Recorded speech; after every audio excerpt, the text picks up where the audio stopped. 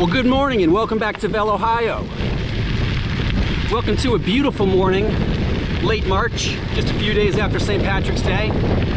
And just as I have been for the last few years, I've been fortunate enough to come down to Pompano Beach in Wellington, Florida, a couple times a year for Christmas break and spring break.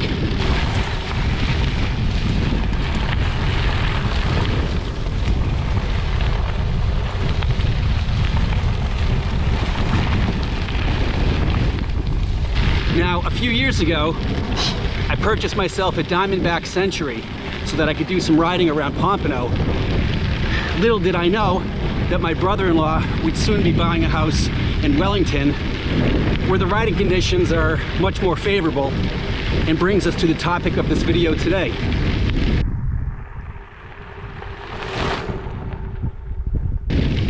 There is a long levee along the Everglades in this wildlife management area just west of Wellington that pretty much acts like a gravel carpet, a gravel treadmill. It is long, it is flat, it is straight. You can just bury your head on a set of aero bars and go on for dozens of miles, multitasking by, I don't know, filming video at the same time. Now, that Diamondback Century was fairly modern given its 2017 model year. It could fit 33mm tires, it had disc brakes, a nice double for wide gearing. However, it just did not have adequate tire size, tire clearance for this levee. Now, was it rideable? Yeah, but it really beat you up. So, I took it upon myself to scour Facebook Marketplace to find myself a replacement.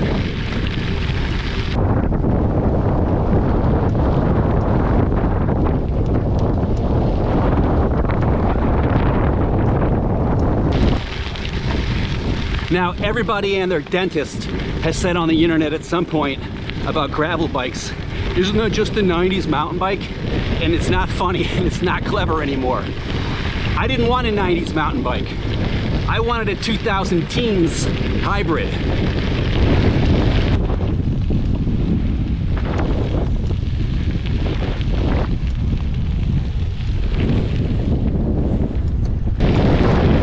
As gravel bikes have exploded in popularity, it seems like everyone has forgotten about the humble hybrid.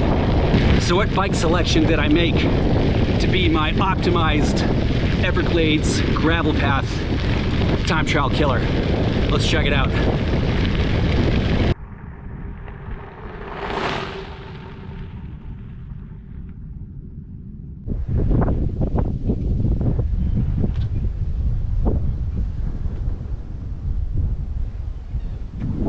So when it was all said and done, what is the bike that was able to win over my heart and mind? It is the 2019 Cannondale Quick CX.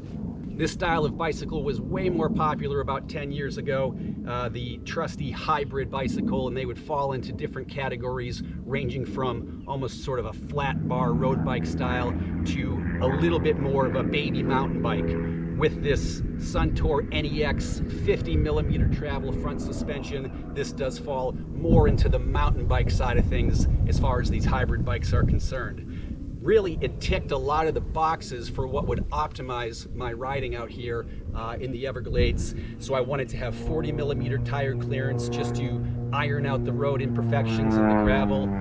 I equipped this bicycle with RideNow TPU inner tubes and Kenda Alluvium 700x45s that actually measure up a little bit closer to 42s here on, you know, this circa 2019 wheel. Probably has a 20mm internal.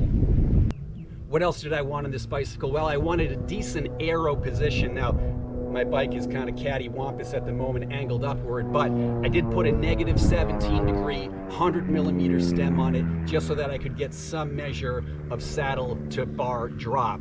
The aero bars being very important while I'm out here because you usually are up against a tailwind, headwind situation where, you know, you might be doing 20, 21 miles an hour headed south, whip it around, and now you're doing 12 to 13 miles an hour on the way back. The fact that this has flat bars is almost completely irrelevant to the aero bars. Much like a TT bike just has a set of bull horns. I mean, once you're on the aero bars, it doesn't really matter what else is going on here. So I would say that these, I don't know, 68 centimeter wide hybrid style flat bars, they probably present just as little frontal area to the wind as a drop bar bike. What else ticks the boxes here? Well, we've got hydraulic disc brakes from Tektro, and we've got plenty of in-frame storage here for 2 1-liter bottles. As you can imagine, while I'm out here, there are not a whole lot of stops to refuel along the way, so I got to bring all my calories and hydration with me, which pretty much limits me to like a 3-hour ride, 50-mile ride while I'm out here. So if I were to have you guess a bicycle based on the criteria of 45mm tires, lightweight, fast-rolling TPU inner tubes, hydraulic disc brakes, aero bars, and wide-range gearing, I think you'd be inclined to tell me that I'm on like a Marin DSX full front suspension, or on a giant Revolt, but I could get a lot of the features of a modern gravel bike from a 2019 hybrid. Now, with the larger tires and the 50mm of travel in the suspension, do we sort of have a little bit of a belt and suspenders approach on the bike? Yes and no. I can tell that when I lock out the front fork, it does actually make a difference to comfort, because what you find here in horse country, this is the winter equestrian capital of the world, there will be a lot of brake bumps in the sand and actually horseshoe prints. So the tires are perfectly capable of managing kind of this category 2 gravel, but you'll get into a real section of washboard, and that's where the fork really shines. Now, I know that front triple is an antiquated technology at this point, but really you only need 1 gear, since everything is so flat here that once you just find the correct gear, you're not really jumping around the cassette at all.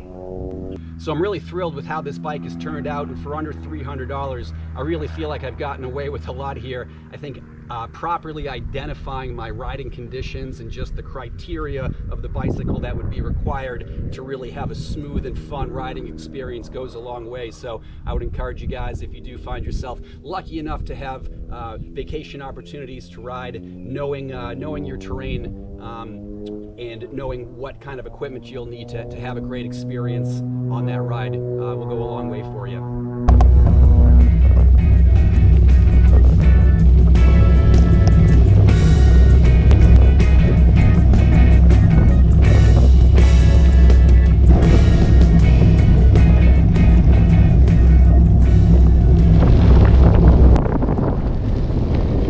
This is definitely the not so fun part, but it is the reason to have aero bars equipped.